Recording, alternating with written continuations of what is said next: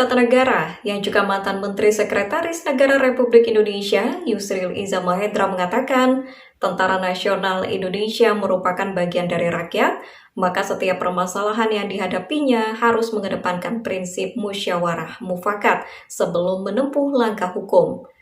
Profesor Yusril mengungkapkan itu dalam pertemuan khusus dengan Panglima TNI, Jenderal Andika Perkasa. Pertemuan informal kedua negarawan terbaik Indonesia berlangsung penuh keakraban. Permasalahan lahan eks Bandara Polonia atau landasan udara Suwondo di Medan yang sejak zaman Belanda telah dijadikan pangkalan angkatan udara itu didasari perjanjian dengan Kesultanan Delhi. Lahan Bandara Polonia atau Lanut Suwondo dan sudah disertifikasi atas nama TNI, namun sebagian lagi belum disertifikasi dan kenyataan di lapangan dikuasai berbagai pihak. Masalah ini, kata Profesor Yusril, pemerintah dan TNI telah merencanakan untuk menggantikan lahan eks Bandara Polonia atau landasan udara Suwondo dengan lahan milik PT PN yang terletak di hamparan Perak, Kabupaten Deli Serdang, Sumatera Utara, seluas 1.170 hektar. Namun lahan itu diklaim Kesultanan Delhi sebagai miliknya yang disewakan dengan perusahaan perkebunan Belanda.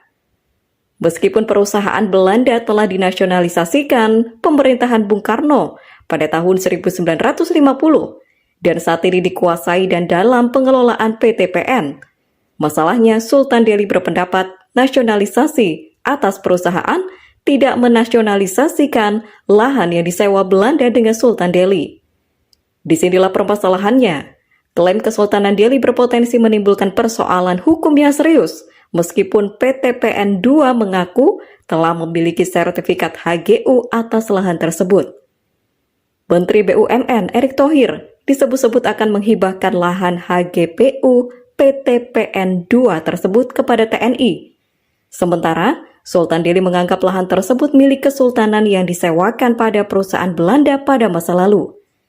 Untuk itulah Profesor Yusril menyarankan perlu diselesaikan mufakat dan terbaik antara kedua belah pihak.